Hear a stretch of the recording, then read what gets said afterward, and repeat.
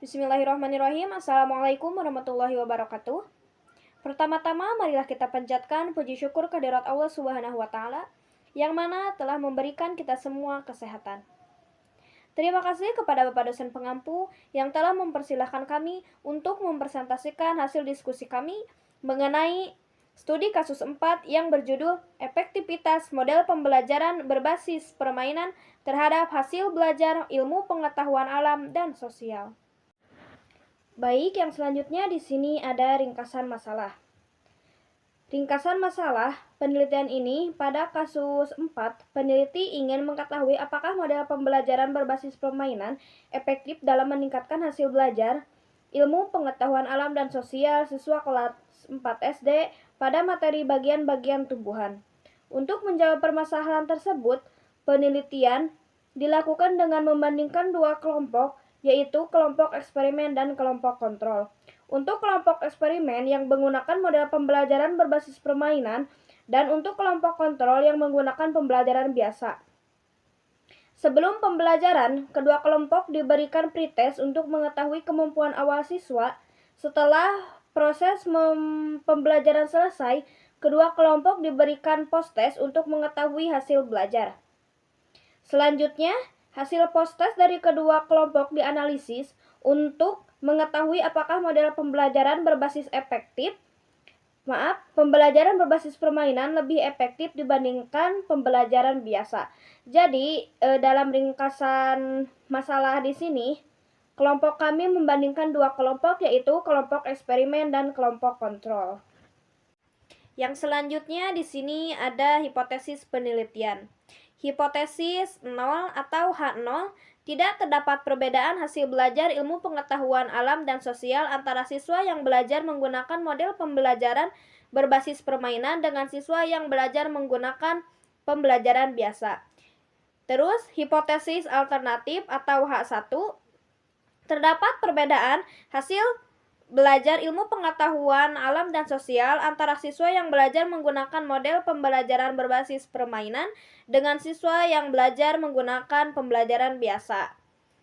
Hipotesis atau pretest, sebelum diberikan treatment, X-nya itu perlakuan, treatment, terus H1 itu post-test setelah diberikan perlakuan. Baik, yang selanjutnya di sini ada metode penelitian yang digunakan pada kasus 4.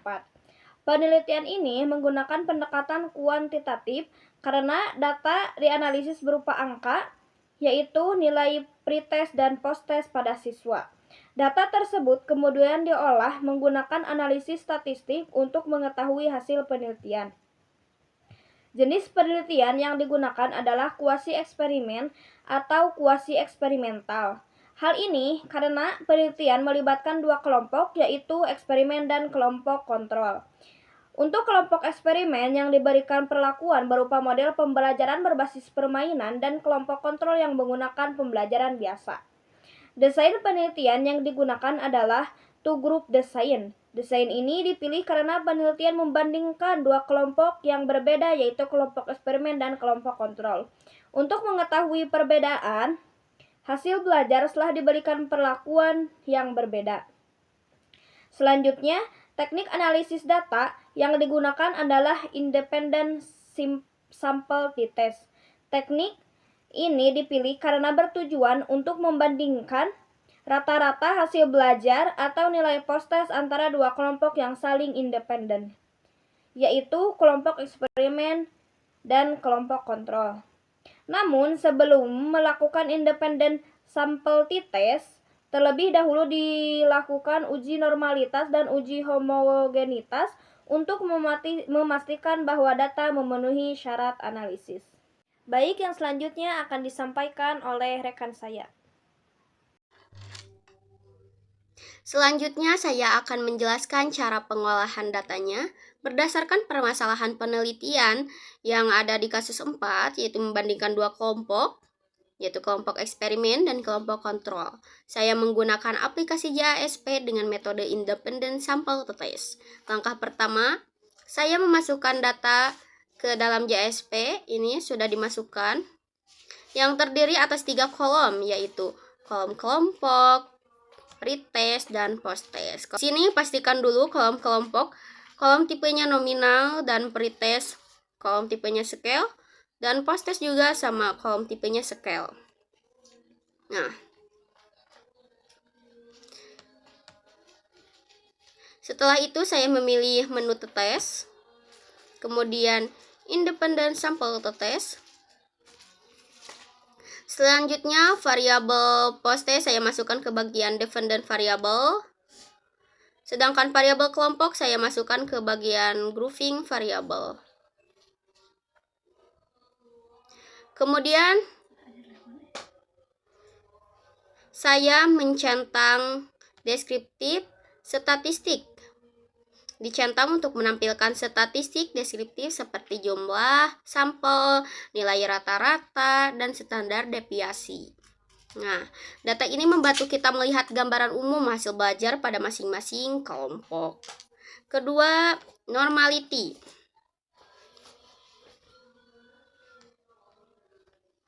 Normality dicentang untuk melakukan uji normalitas. Tujuannya adalah memastikan apakah data berdistribusi normal, karena independent sample test merupakan uji parametrik yang mensyaratkan data berdistribusi normal. Ketiga, equality of variance.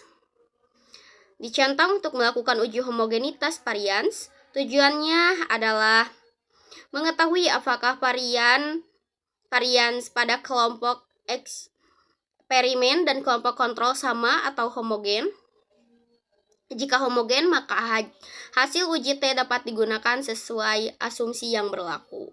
Keempat, effect size. Effect size dicentang untuk mengetahui seberapa besar pengaruh model pembelajaran berbasis permainan terhadap hasil belajar siswa. Jadi, tidak hanya mengetahui ada atau tidaknya perbedaan yang signifikan, tetapi juga mengetahui besar kecilnya pengaruh perlakuan yang diberikan. Nah, setelah semua langkah tersebut dilakukan, JASP menampilkan output hasil analisis. Nah, ini. Kemudian akan diinterpretasikan oleh rekan saya. Sekian dari saya. Oke, selanjutnya kita membahas tentang interpretasi hasil analisis data. Berdasarkan hasil uji independen simple t-test, diperoleh nilai yang signifikan, yaitu P lebih kecil dari 0,001. Nilai tersebut lebih kecil dari taraf signifikan yang digunakan, yaitu 0,05. Hal ini menunjukkan bahwa H0 ditolak dan H alternatif diterima, sehingga dapat disimpulkan bahwa terdapat perbedaan antara kelompok eksperimen dan kelompok kontrol setelah proses pembelajaran berlangsung. Perbedaan hasil belajar tersebut terlihat dari nilai rata-rata posttest yang diperoleh masing-masing kelompok. Kelompok eksperimen memperoleh rata-rata nilai 81,94, sedangkan kelompok kontrol mendapatkan nilai rata-rata 67,78, yang artinya nilai rata-rata kelompok eksperimen lebih tinggi sebesar 14,16 poin dibandingkan kelompok kontrol. Nah, hal tersebut menunjukkan bahwa peserta didik yang belajar menggunakan model pembelajaran berbasis permainan mampu memperoleh hasil belajar yang baik daripada peserta didik yang belajar menggunakan pembelajaran konvensional. Maka kesimpulannya, keefektifan model pembelajaran berbasis permainan juga terlihat dari rata-rata nilai posttest yang terlihat dari kelompok eksperimen lebih tinggi daripada kelompok kontrol.